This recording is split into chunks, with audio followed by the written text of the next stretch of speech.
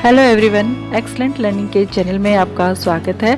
आज हम पढ़ने जा रहे हैं अधिगम लर्निंग के बारे में, इसके अर्थ, परिभाषा और विशेषताओं के बारे में। बहुत इम्पोर्टेंट टॉपिक है रीट के लिए, कंपटीशन एग्जाम्स के लिए और साथ ही बीएड के लिए। अधिगम यानी लर्निंग। अधिगम का मतलब होता है सीखना। हम जानते हैं कि व्यक्ति जो है या मानव जो है वह या प्राणी जन्म से लेकर के मृत्यु तक कुछ न कुछ सीखता रहता है, और ये जो सीखने की प्रक्रिया है अविराम रूप से चलती रहती है, कभी रुकती नहीं है। हाँ, ये हो सकता है कि कभी इसकी गति धीमे हो जाए, कभी इसकी गति तेज हो जाए। सीखने की कोई जगह भी नहीं होती है, कहीं भी कुछ भी सीखा जा सकता है।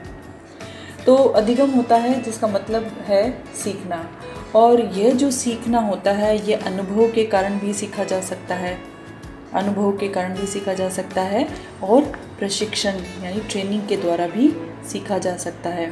आसपास के लोगों के द्वारा भी सीखा जा सकता है।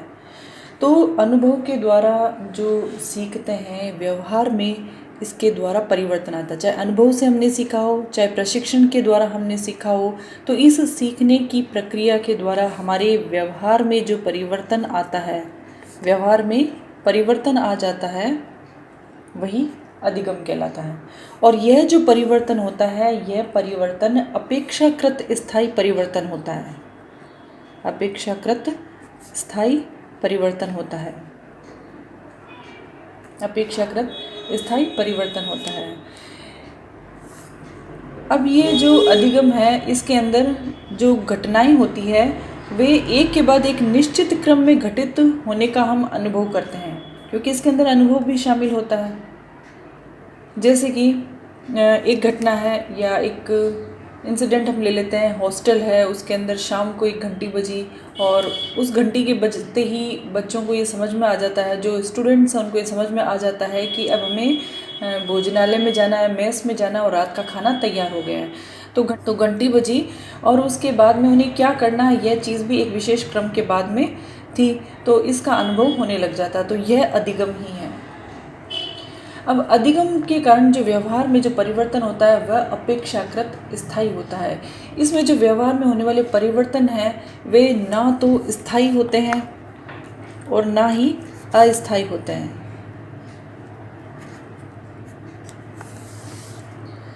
जैसे कि मान लीजिए कि हम कुछ समय से साइकोलॉजी की तैयारी कर रहे हैं, उसकी कोई बुक को पढ़ रहे हैं, और एक समय ऐसा आता है कि हम थक जाते हैं, तो उस कंडीशन में हम पढ़ना छोड़ देते हैं, हम रुक जाते हैं। तो यह एक अस्थायी परिवर्तन आ गया। मतलब हम पढ़ रहे थे लेकिन अब हम रुक गए हैं, आराम कर रहे हैं। तो यह एक परिवर्तन आया जो कि अस्थायी है। यह थकान के कारण उत्पन्न हुआ, लेकिन यह अधिगम नहीं है।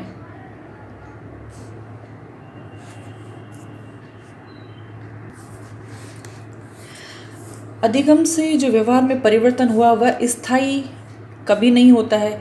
ऐसा नहीं होता है कि हमने एक बार अधिगम कर लिया, उसके बाद हमने अभ्यास करना छोड़ दिया, उसे अनुभव करना छोड़ दिया, तो वह अधिगम हमें रहेगा। यदि हमने अनुभव करना छोड़ दिया, उसके अभ्यास करना छोड़ दिया है, तो वह अधिगम नहीं होगा। हम धीरे धीरे उस चीज़ को भूल जाएंगे, हमारे व्यवहार से वह चीज़ लुप्त हो जाएगी। और अस्थायी भी नहीं होता है। ऐसा नहीं है कि हमने प्रशिक्षण लिया और तुरंत हम उसको भूल गए हैं, या हमने अनुभव लिया तुरंत हम उसको भूल गए हैं, ऐसा भी नहीं होता है। तो जो व्यवहार में परिवर्तन होता है वह अपेक्षाकृत स्थायी होता है। कुछ समय के लिए स्थायी होता है, लेकिन यदि कुछ समय के बाद में यदि पुनः अनुभव नहीं किया जाए, पुनः प्रशिक्षण नहीं लिया जाए, अभ्यास नहीं किया जाए, तो वह जो व्यवहार में परिवर्तन है वह लुप्त भी हो सकता है। तो ये इन दोनों के बीच की एक अवस्था है। और आइए अब हम देखते हैं कि अधिगम के बारे में कुछ मनोवैज्ञानिकों ने बहुत ही महत्वपूर्ण परिभाषाएं दी, जिससे हम अधिगम को और अधिक स्पष्ट रूप से समझ सकते हैं। यह पहली परिभाषा स्किनर की है। स्किनर ने कहा था कि सीखना व्यवहार में उत्तरोत्तर सामंजस्य की प्रक्रिया होती है। यानी learning is a process of progressive behaviour adaptation. यानी जो हमारा व्यवहार है उसमें एक उत्तरोत्तर सामंजस्य होता है, उत्तरोत्तर नई नई चीज़ें जुड़ती जाती है हमारे व्यवहार में, यही होता है सीखना। ये बताया था स्किनर ने। और नेक्स्ट इम्पॉर्टेंट डेफिनेशन है वुडवर्थ की। वुडवर्थ ने कहा था नवीन ज्ञान और नवीन प्रक्रियाओं को प्राप्त करने की प्रक्रिया, नवीन ज्ञान और नवीन जो प्रतिक्रियाएं हैं, नवीन प्रतिक्रियाओं को प्राप्त करने की प्रक्रिया ही सीखने की प्रक्रिया होती है। वुडवर्थ में नए ज्ञान है, नई प्रतिक्रियाएं हैं, जो हमारा नॉलेज है उसके अलावा जो हमने नई चीज़ प्राप्त की है उसे हमें हमारी क्या प्रतिक्रिया हो रही है, तो ये जो प्रक्रिया है यही एक सीखने की प्रक्रिया होती है, वुडवर्थ ने कहा था। और थर्ड है क्रो एवं क्रो ने कहा था कि सीखना क्या होता है, सीखना आदतों का और ज्ञान है और अभिवृत्तियों का अर्जन है। ठीक है, आदतें जो होती है और जो ज्ञान होता है नया और अभिवृत्तियां होती है उनको प्राप्त करना ही सीखना होता है। ये किसने कहा था? ये कहा था क्रो ने। इन तीनों चीज़ों के बारे में बताया था। नई आदतें सीखी हमने, नया ज्ञान प्राप्त किया, नई अभिवृत्तियां प्राप्त की, ये चीज़ें हमने सीखी है, यही लर्निंग है, क्रो ने कहा था। फोर्थ आता है गेट्स ने कहा था कि सीखना क्या होता है, सीखना अनुभव और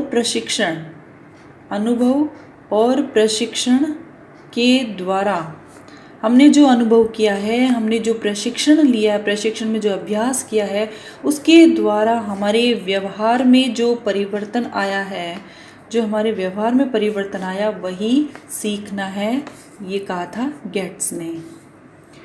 और फिफ्थ है क्रानबेक ने कहा था कि सीखना अनुभव के परिणाम स्वरूप, यानी जो हम अनुभव करते हैं उस अनुभव के परिणाम स्वरूप जो व्यवहार में चेंज आता है, व्यवहार में परिवर्तन होता है, वही सीखना होता है, वही लर्निंग होता है। अब गेट्स ने तो कहा था अनुभव और प्रशिक्षण के द्वारा, और क्रानबेक ने सिर्फ अनुभव के बारे में बात की है। तो यदि डेफिनेशन आ जाए तो हम बता सकते हैं कि डेफिनेशन किसने दी है। तो क्रानबेक ने सिर्फ अनुभव के बारे में बताया था कि अनुभव के द्वारा हमारे व्यवहार में जो परिवर्तन आया, व्यवहार में जो चेंज आया, वही सीखना है, वही अधिगम है। नेक्स्ट सिक्स्थ डेफिनेशन है मॉर्गन एवं गिलीलैंड की। इन्होंने कहा था कि सीखना अनुभव के परिणाम स्वरूप, इन्होंने भी अनुभव की बात करी है। इन्होंने कहा कि अनुभव के परिणाम स्वरूप प्राणी के व्यवहार में परिमार्जन होता है। इन्होंने परिमार्जन की बात कही, और जो प्राणी कुछ समय के लिए धारण किए रहता है, यानी मॉर्गन गिलीलैंड ने कहा कि अनुभव के द्वारा प्राणी के व्यवहार में जो परिमार्जन होता है वह कुछ समय तक तो वह धारित किए रहता है, और यही होता है सीखना, लर्निंग। ये बताया था मॉर्गन और गिलीलैंड ने। तो ये कुछ इम्पोर्टेंट डेफिनेशन है जिसमें हम सीखने को डिफाइन कर रहे हैं, लर्निंग को डिफाइन कर रहे हैं। अब है कि लर्निंग की क्या विशेषताएं होती है, अधिगम की क्या विशेषताएं होती है। अधिगम की विशेषताएं, तो पहली विशेषता है सीखना, लर्निंग। संपूर्ण जीवन चलता है, ऑल लिविंग इज लर्निंग, संपूर्ण जीवन में चलता है।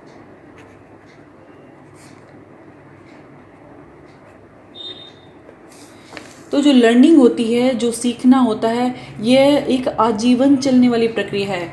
व्यक्ति या प्राणी जब जन्म लेता है तो जन्म से लेकर के मृत्यु तक वह कुछ न कुछ सीखता रहता है, और इसके अलावा वह किसी भी जगह पर सीख सकता है, किसी भी वस्तु से सीख सकता है, अपने आसपास के पर्यावरण से सीख सकता है। तो ये जो सीखने की प्रक्रिया है, इसकी प्रमुख विशेषता है कि ये संपूर्ण जीवन चलती है। ये हो सकता है कहीं धीमे हो गई, कहीं तीव्र हो गई, लेकिन रुकती नहीं है। नेक्स्ट है इसकी विशेषता कि सीखना एक परिवर्तन है, एक चेंज है। व्यक्ति जो है वह अपने अनुभवों से या दूसरों के अनुभव है उनको देखता है, उनसे सीखता है, और उनसे सीख करके अपने व्यवहार में, अपने विचारों में, अपनी इच्छाओं में और अपनी भावनाओं में, अपनी कार्यशैली में परिवर्तन करता है। तो जो सीखना होता है उसमें परिवर्तन चलता ही रहता है, जो भी विचार है उसमें परिवर्तन चलते रहते हैं, व्यवहार में भी परिमार्जन निरंतर उत्तरोत्तर होता रहता है। और नेक्स्ट थर्ड विशेषता है कि ये सार्वभौमिक होता है, सार्वभौमिक, यूनिवर्सल होता है। यह जो सीखने की प्रक्रिया है केवल मनुष्य में ही नहीं पाई जाती है, जानवर भी सीखते हैं, पशु पक्षी वे भी सीखते हैं और कीड़े मकोड़े भी सीखते हैं, जो भी प्राणी हैं वे सीखते हैं। फोर्थ इसकी विशेषता है कि सीखना या लर्निंग जो है एक विकास है, डेवलपमेंट है, ग्रोथ है।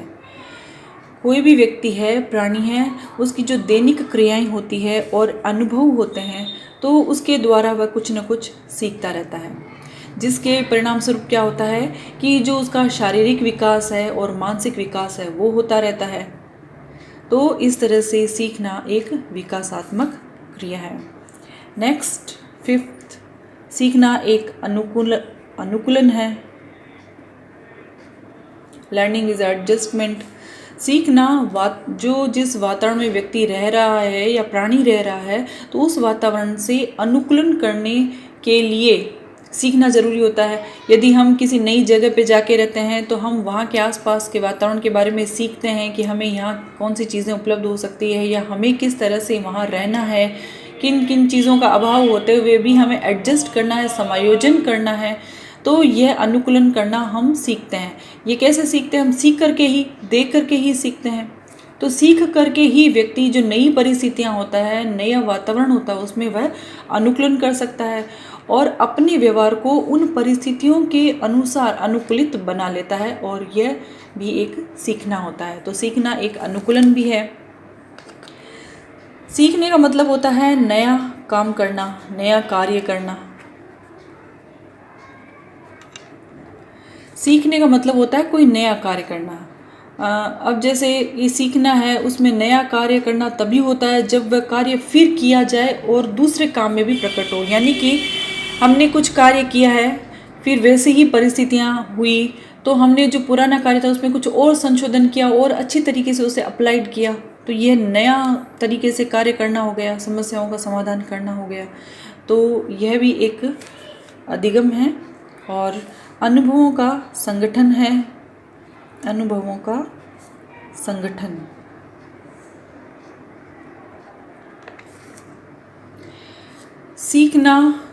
सीखना जब भी होता है या लर्निंग जब भी होती है तो उसके अंदर ऐसा नहीं होता है कि एकदम नए अनुभव की प्राप्ति हुई है या सारे पुराने अनुभव ही हैं, बल्कि इसमें क्या होता है, कुछ नए अनुभव होते हैं और कुछ पुराने अनुभव होते हैं, उनका आपस में एक ऑर्गेनाइजेशन बन जाता है, एक संगठन बन जाता है। जब भी व्यक्ति कोई नई बात सीखता है तो ऐसा नहीं है कि पुराना बिल्कुल भी अनुभव नहीं है, पुरानी अनुभव के बेसिस पर ही नई बातें सीखता है। तो व्यक्ति जो है उसके अनुभवों का संगठन होता है सीखना। सीखना एक विवेकपूर्ण कार्य है, विवेकपूर्ण कार्य है। सीखना एक यांत्रिक कार्य नहीं होता है, मशीनरी की तरह नहीं सीखते जाते हैं, बल्कि इसमें हमारी बुद्धि भी शामिल होती है। हम किसी बात को यदि सीखते हैं तो उसमें हमारी विचार भी चलता रहता है, हमारी बुद्धि भी काम करती है, हमारा विवेक भी प्रयोग करता है, हम करते हैं। बिना सोचे समझे हम किसी बात को नहीं सीखते हैं। हमें लगता है कि यह बात हमारे लिए महत्वपूर्ण है या यह तथ्य जो हमारे लिए भविष्य में उपयोगी हो सकते हैं या इसे मैं इन प्रॉब्लम को सॉल्व करने में अप्लाइड कर सकता हूँ। तो ये सोच समझकर विचारों के द्वारा ही हम किसी नई बात को हम सीखते हैं। तो इस तरह से जब भी सीखना होता है वह विवेकपूर्ण होता है, उसमें बुद्धि शामिल होती है, विवेक शामिल होता है। नेक्स्ट है कि जो सीखना होता है वह एक उद्देश्यपूर्ण होता है, उद्देश्यपूर्ण होता है, उसमें एक पर्पस होता है।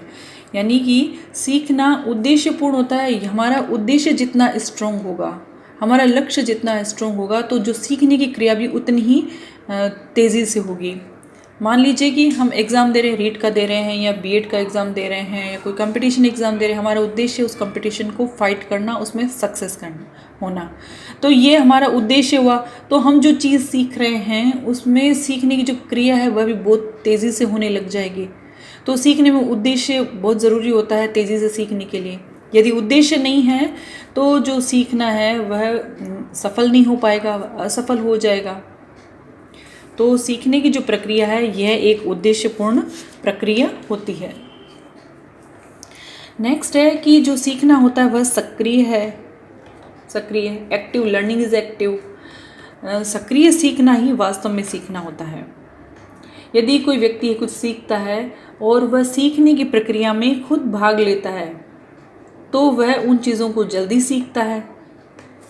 इसके बाद में है सीखना व्यक्तिगत भी होता है।